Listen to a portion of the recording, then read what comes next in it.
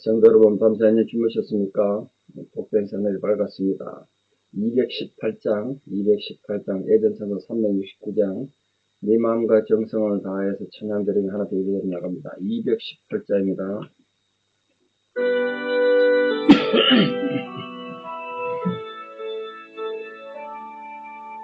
내 마음과 정성을 다하여서 주 너의 하나님을 사랑하라. 내 몸을 아끼고 사랑하고 형제와 이웃을 사랑하라.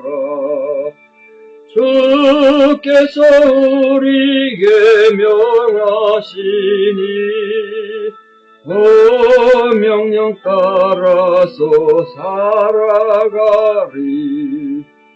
널 미워 해치는 원수라고 언제나 너 그렇게 사랑하라. 널 비방하는 자 위에서도 진실한 마음으로 복을 빌라. 주께서 우리에게 명하시니 그 명령 따라서 살아가리. 나 항상 주님을 멀리하고 형제를 사랑하지 못하였다. 이러한 죄인을 사랑하사 주께서 몸부려 죽으셨다. 속죄의 큰 사랑 하더니모 내 생명 다 바쳐 충성하리. 아멘. 주기도문으로 신앙 고백 드리겠습니다.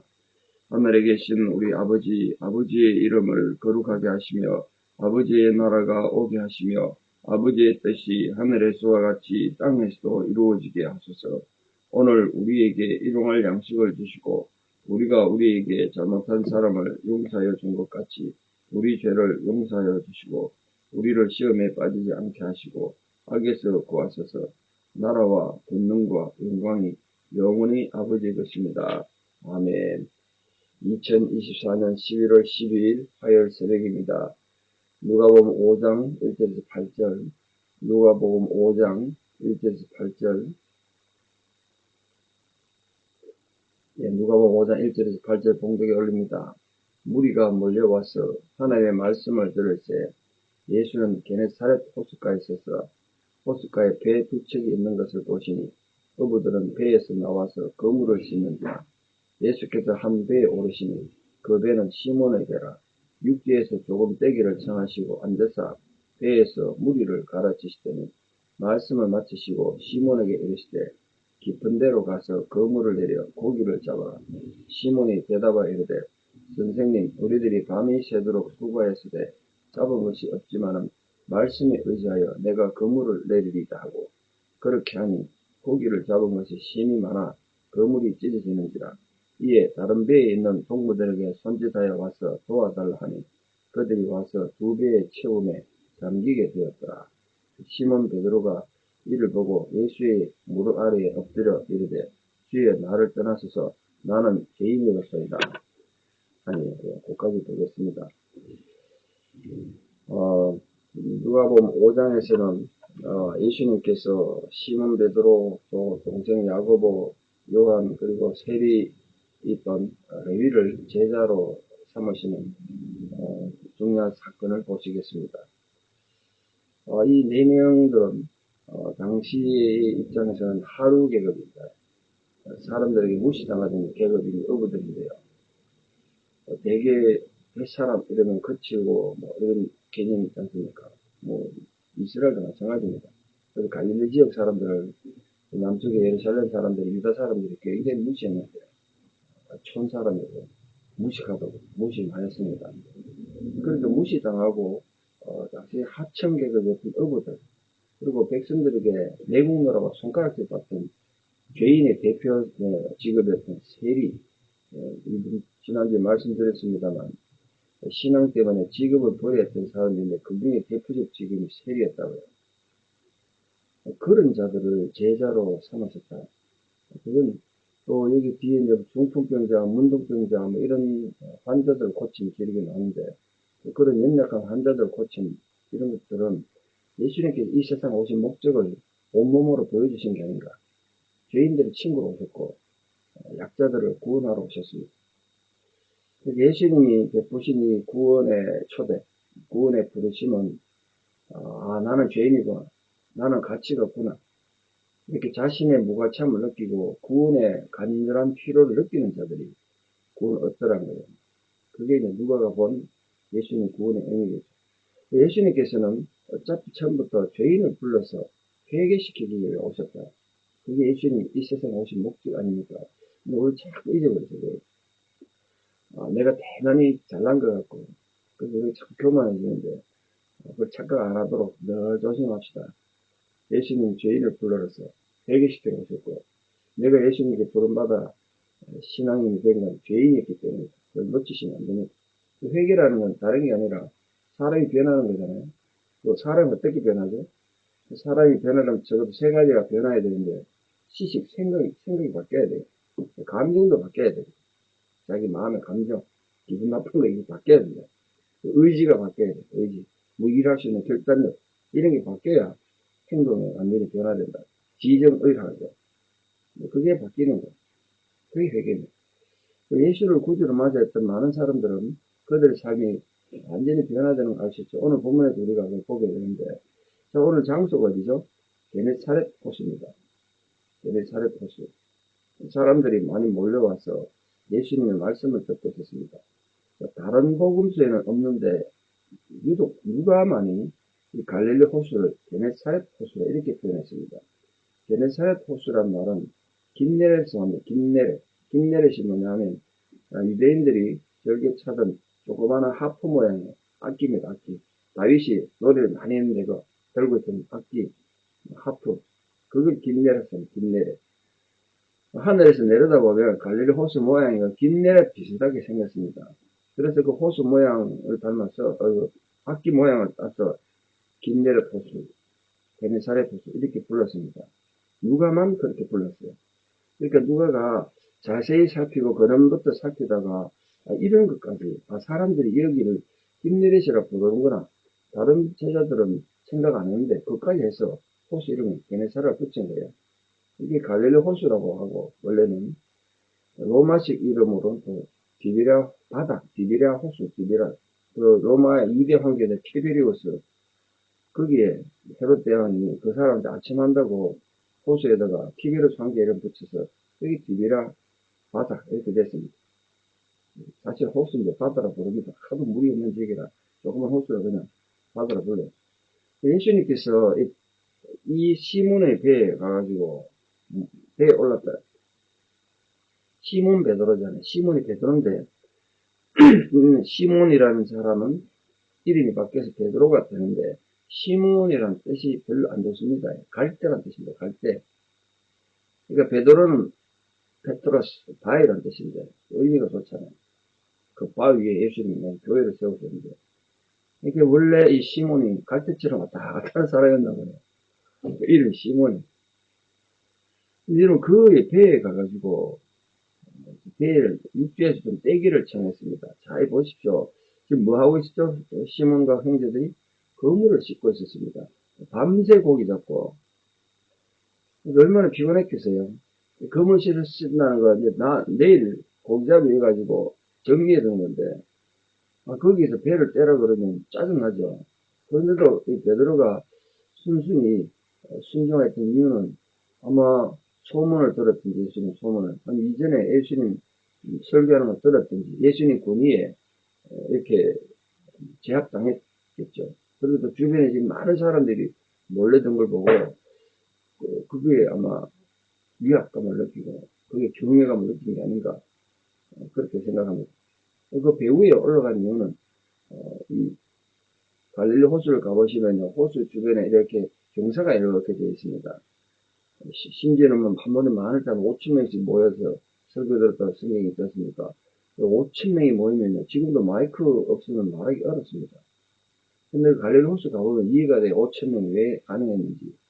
갈릴리 호수의 뒤쪽에서 불어오는 바람을 던지고 있어서 예수님은 물가에서 배에서 설교를 하면 소리가 이렇게 올라가면 5천 명 충분히 들을 수 있는 자연 음향 효과가 되는 그런 지역입니다.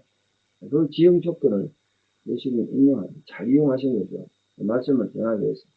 그래서 말씀을 마쳐서 가르쳤습니다.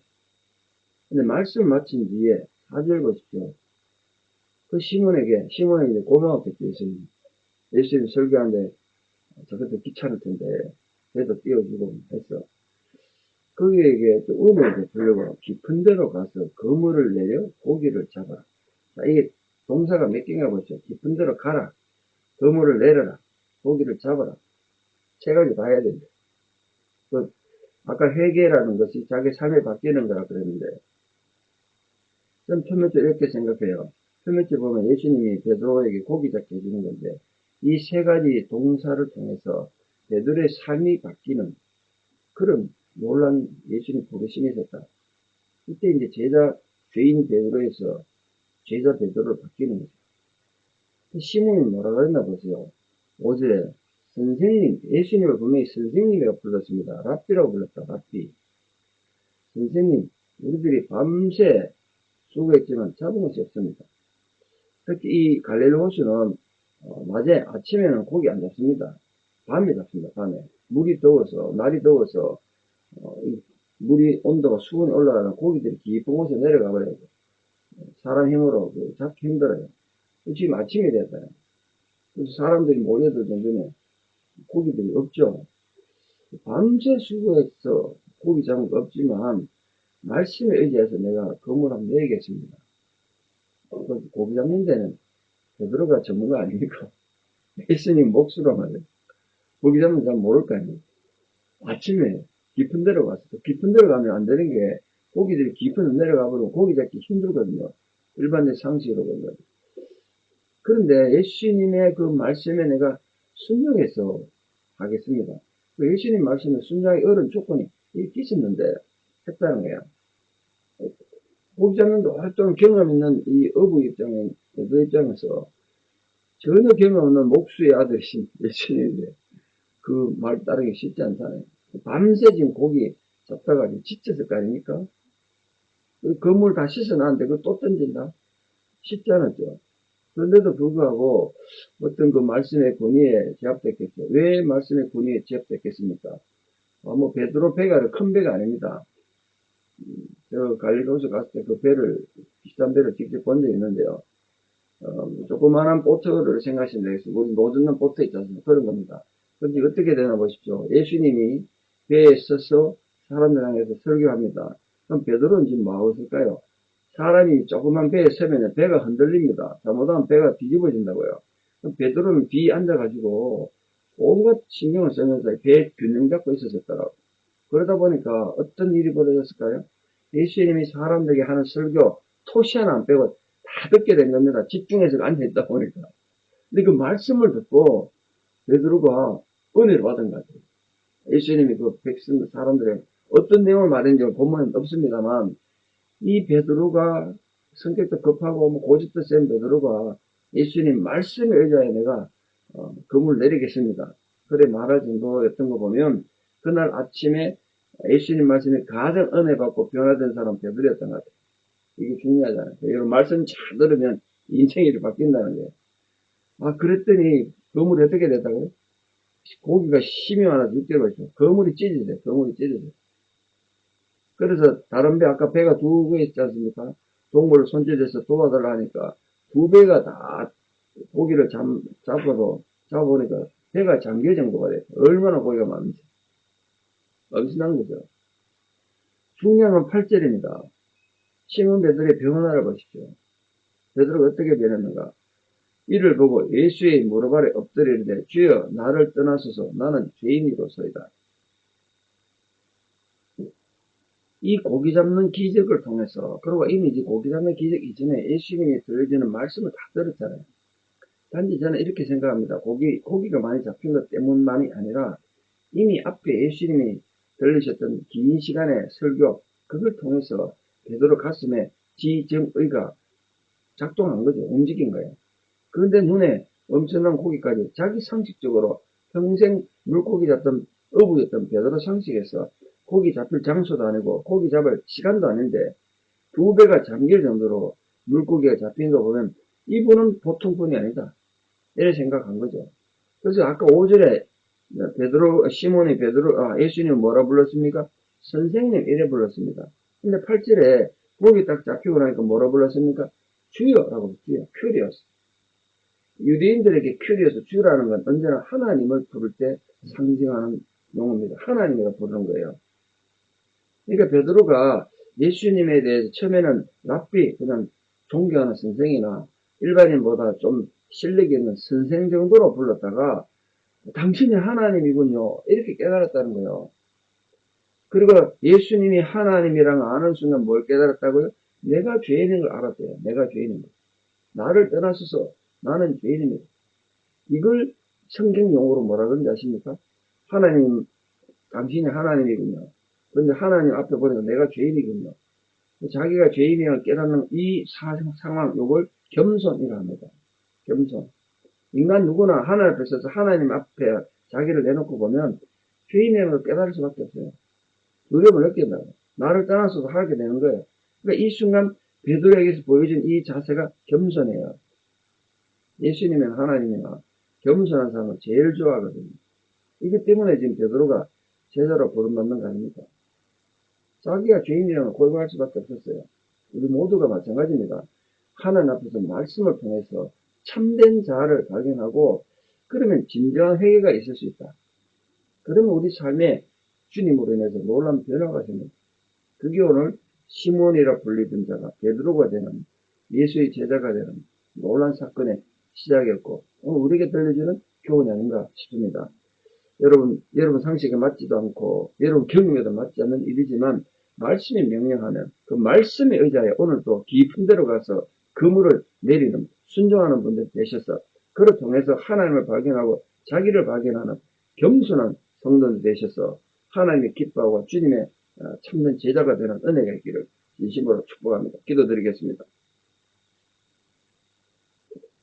아버지 하나님, 오늘도 우리를 먼저 찾아봐 주시고 우리를 불러주시는 하나님 아버지의 크신 은혜와 사랑을 진실로 감사드립니다. 우리가 생각하기에 우리의 경험이 있고 우리의 지식이 있고 우리의 생각이 있어서 우리가 하나님을 인정하기도 쉽지 않고 하나님 말씀 받아들이기도 쉽지 않습니다. 오늘 시몬이라고 불리던 한 어부가 예수님을 맞이하고 예수님 말씀을 듣고 예수님 말씀에 순종하여 깊은 데로 가서 그물을 내렸습니다. 자기의 경험상 고기 잡을 시간은 이미 지났고 고기 잡을 장소로 너무나 불리한 깊은 곳에서 그물을 내려서 2배에 잠기게 되는 엄청난 물고기를 오늘 시몬이 잡았다는 것을 보았습니다. 그를 통해서 시몬은 하나님을 발견하게 되었고 주님을 알아보고 특별히 자신이 죄인이라는 사실을 깨닫게 됐습니다. 이 놀라운 자기 발견, 이게 사실이 참으로 우리가 하나님 앞에 살아가는 하나님 백성으로서 가져야 될 가장 중요한 자세라는 것을 다시 깨닫습니다. 주여, 저희로 하여금 저희들도 오늘 이 하루를 사는 동안 아니 남은 일생을 사는 동안 우리 경험과 상식적으로 맞지 않더라도 말씀에 의지하여 깊은 데로 가는 자가 되게 해주시고 그물을 내린 자가 되어 우리가 뜻밖의 생각지도 못했던 엄청난 인생의 열매를 맺는 이 시대의 베드로, 이 시대의 시몬들이 다 되게 도와주시옵소서. 그리고 특별히 그 사건을 통하여 내가 하나님 앞에 죄인이라는 사실을 다시 깨닫고 겸손히 하나님을 섬기고 찬양하는 거룩한 백성들 되게 도와주시옵소서. 이제는 우리 주 예수 그리스도의 은혜와 하나님 아버지의 만극하신 사랑과 성령님의 위로 교통 역사하심이 오늘도 우리 인생의 바다에 찾아와 주셔서 깊은 데로 가서 그물을 내리라는 주님의 명령을 듣고 그 명령에 순종하기를 결단하는 사랑하는 성도님들의 위대한 신앙의 고백 위에 우리 사랑하는 모든 자녀들 삶에 특별히 지금도 병상에서 하나님의 은혜를 간구하고 또 이렇게 조직 검사하고 결과를 두려운 마음을 기다리고 있는 힘겨운 상황에 있는 모든 성도님들 힘겨운 상황에 또 밤에 잠들지 못해서 고통받고 있는 하나님의 사람들에게 하나님이 정말 사람들에게 잠을 주시길 바라는 그 간절한 간구 위에 이제부터 영원토록 함께 하시옵기를 간절히 축원합니다. 아멘. 이 하루도 하나님의 위로가 여러분 모두 함께 하기를 축복합니다. 감사합니다.